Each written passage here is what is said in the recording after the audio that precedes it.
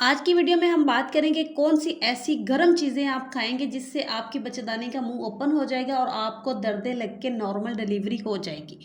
तो सबसे पहले आपने ये चीज़ देख लेनी है कि 37 वीक से पहले कोई ऐसी चीज़ नहीं खानी दर्दे लगवाने वाली। 37 वीक के बाद इस्तेमाल करनी है, डॉक्टर को चेकअप करवाने के बाद। अंदाज़ा भी नहीं लगाना कि मुझे इतना टाइम हो गया है, बाकायदा चेकअप करवाना है, फिर आपने मेडिसिन या कुछ भी इस्तेमाल करना है। अब सबसे पहली चीज़ जो मैं आपको बताने जा रही हूँ वो है ज़ीरा सफ़ेद। सफ़ेद ज़ीरा और सौंफ, इसका आपने दिन के टाइम कहवा बना के पी लेना है। कहवे के अंदर आपने चीनी का इस्तेमाल बिल्कुल नहीं करना। इसके बाद आपने जो दिन में चाय इस्तेमाल करनी है, इलायची, अदरक और लौंग की चाय इस्तेमाल करनी है। अगर आप शाम के टाइम दूध पिएँ तो उसमें आपने दालचीनी वाला दूध पीना है, सिंपल दूध इस्तेमाल नहीं करना। इसके अलावा अगली चीज़ है बहुत ही इम्पोर्टेंट, पपीता। कच्चा पपीता आपने खाना है, थोड़ा कच्चा, बिल्कुल कच्चा भी नहीं लेना। तो इसको आपने जब खाना है तो खाने के बाद फ़ौरी पानी नहीं पीना। इसके ऊपर से कोशिश करें कि गर्म दूध पी लें तो बेहतर है, अगर गर्म दूध इस्तेमाल नहीं करें तो पानी भी इस्तेमाल नहीं करना।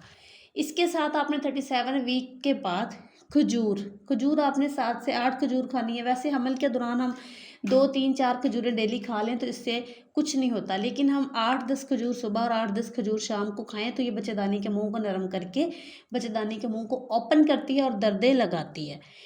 सर्विक्स का मुंह जो होता है वो 4 सेंटीमीटर लंबा होता है, जबकि वो ओपन होने को टाइम लगता है। तो आप 37 वीक्स में चीज़ें स्टार्ट करेंगी तो 40 वीक्स तक आपको नॉर्मल दर्दें लग जाएंगी। अब नॉर्मल दर्दें जब आपने लगवानी है तो उसमें ये चीज़ का आपने ख्याल रखना है कि आपके पहले सी सेक्शन हुए हैं तो आपने नॉर्मल दर्दों की कोशिश बिल्कुल नहीं करनी। कोई ऐसी चीज़ इस्तेमाल नहीं करनी जिससे आपको मसला हो।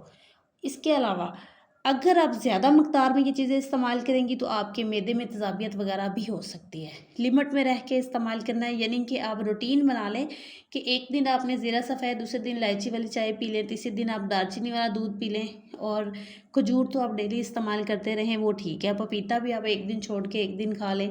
तो इसके अलावा अब सबसे ख़ास चीज़, जो कि एक चीज़, सारी चीज़ें छोड़ दें, ना इस्तेमाल करें, लेकिन जो अब बताने जा रही हूँ वो चीज़ इस्तेमाल करनी है। वो क्या है? वो है खोपरा, गिरी। गिरी और बादाम को पीस के रख लें। इसको डेली बिला नागा दूध में डाल के इसका इस्तेमाल करें। ये आप 8वें महीने से भी स्टार्ट कर सकते हैं, इसका नुकसान नहीं है, ये अपने टाइम पे ही दर्दें लगाएगा। इसको आपने जब आपका एंड टाइम पूरा हो जाना है, यानी कि 37 वीक प्लस हो जाने हैं, तब आपने इसी दूध में आपने कोशिश करनी है कि बड़ी इलायची इसी डाल के फिर दूध गर्म करें, छोटी इलायची डाल के दूध गर्म करें, थोड़ी सी दालचीनी का टुकड़ा डाल के दूध गर्म करें, 2 चुटकी अजवाइन डाल के दूध गर्म, ये करके चीज़ें फिर ऊपर से एंड पे इसको छान के फिर इसमें गिरी और बादाम ऐड करें, 2 चम्मच देसी घी के ऐड करें। ये आज़माया हुआ टोटका है, ये आप इस्तेमाल करें, इंशाअल्लाह ताला आपको मसला नहीं होगा। लेकिन अगर आपको कॉन्स्टिपेशन है तो फिर सबसे पहले आपको अपनी कब्ज़ का इलाज करना होगा। वो आपने कैसे करना है कि आप कोई भी शरबत इस्तेमाल कर लें या कोई भी ऐसी चीज़ घरेलू टोटका, जैसा कि कस्टर ऑयल, बादाम रोगन इस्तेमाल करना शुरू कर दें 7वें 8वें महीने से। कस्टर ऑयल है वो बहुत ज़्यादा नहीं पीना, वो 1 चम्मच पीते होते हैं एक दिन छोड़कर।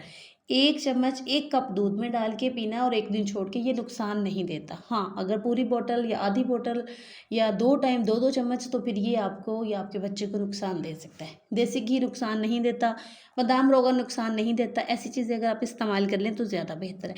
अपनी रूटीन बना लें कि कौन सी चीज़ किस टाइम खानी है, कौन सी चीज़ किस टाइम खानी है, ताकि आपको इन चीज़ों से फ़ायदा हो, नुकसान ना हो। तो उम्मीद करती हूँ कि वीडियो पसंद आई होगी। अगर वीडियो पसंद आई है तो प्लीज़ कमेंट में अपनी राय का इज़हार कीजिए। Thank you.